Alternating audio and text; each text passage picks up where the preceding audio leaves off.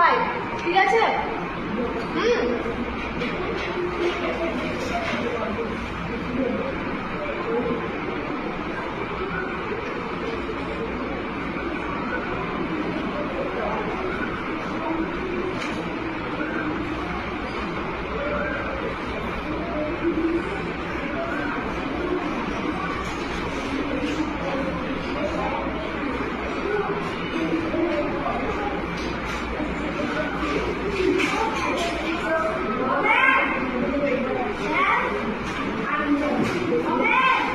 আসো এদিকে,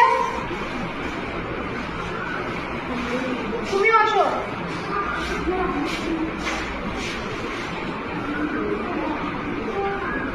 আসো,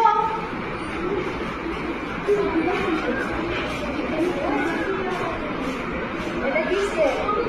স্কেলের এখান থেকে আমরা মাপি, ঠিক আছে? সবাই দেখো, দুজনেই দেখো, মন দিয়ে দেখো, সবাই দেখো বোর্ডে, দেখো এখান থেকে বসিয়েছি, কত পর্যন্ত হয়েছে? 25, ঠিক আছে? এখানে কত হচ্ছে? 25, এটা কত হচ্ছে? 25। তার মানে কি দেখলে, এখানে কয়টা বাহু আছে? তিনটা বাহু। আর প্রত্যেকটি বাহুর পরিমাপ কত দেখতে পেলে? 25 সেন্টিমিটার। সি এম মানে হলো সেন্টিমিটার, সি দিয়ে সেন্টি, এম দিয়ে মিটার, ঠিক আছে? এটা আমরা কত দেখেছি? কত দেখতে পেলে? 25। এটা আমরা কত দেখেছি? 25 দেখেছো তো? ঠিক আছে, এবার যাও জায়গায় যাও, বলছি, ঠিক আছে? এটার নাম কি? ত্রিভুজ। কেন ত্রিভুজ? তিনটি ভুজ আছে, তিনটি ভুজ আছে মানে তিনটি বাহু আছে। প্রত্যেকটি ভুজ বা বাহুর পরিমাপ আমরা কত দেখতে পাচ্ছি? 25। তার মানে কি সব কয়টা বাহুই কি এখানে কি মাপের? সমান মাপের, ঠিক আছে? এরকম প্রত্যেকটি বাহু সমান মাপের থাকা ত্রিভুজকে কি বলে? সমবাহু ত্রিভুজ। সম মানে সমান, বাহু, ঠিক আছে?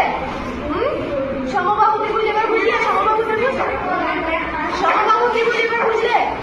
মানে প্রত্যেকটি বাহুর পরিমাপ কত হতে হবে? সমান হতে হবে। আমি এখানে 25 নিয়েছি, ঠিক আছে? তোমরা যে কোনো পরিমাপের দিতে পারো, কিন্তু প্রত্যেকটি বাহুই একই মাপের হতে হবে, ঠিক আছে? হ্যাঁ, দিতে পারো, ঠিক আছে? প্রত্যেকটি বাহুর পরিমাপ যখন সমান হবে, ঠিক আছে,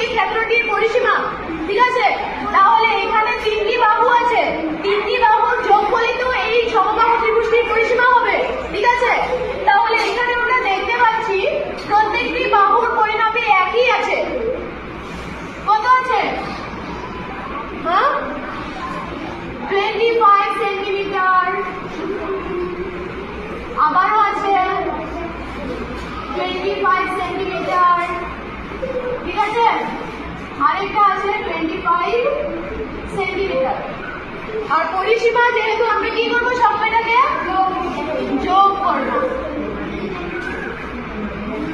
সমবাহুর ক্ষেত্রে কি এইভাবে 25 সেন্টিমিটার 25 সেন্টিমিটার 25 সেন্টিমিটার বারবার লেখার প্রয়োজন আছে? নেই। আমরা কি করবো এটাকে যে কোনো একটি বাহুর পরিমাপ আমরা লিখতে পারবো। ঠিক আছে, আমরা যেরকম বর্গক্ষেত্রের ক্ষেত্রে লিখেছিলাম, ঠিক আছে, একটি বাহুর পরিমাপ, এরকম সমবাহু ত্রিভুজের ক্ষেত্রে আমরা যে কোনো একটি বাহুর পরিমাপ লিখতে পারবো, কারণ এখানে প্রত্যেকটি বাহুর পরিমাপই সমান। ঠিক আছে, তাহলে আমরা একটি বাহুর পরিমাপ, একটি বাহুর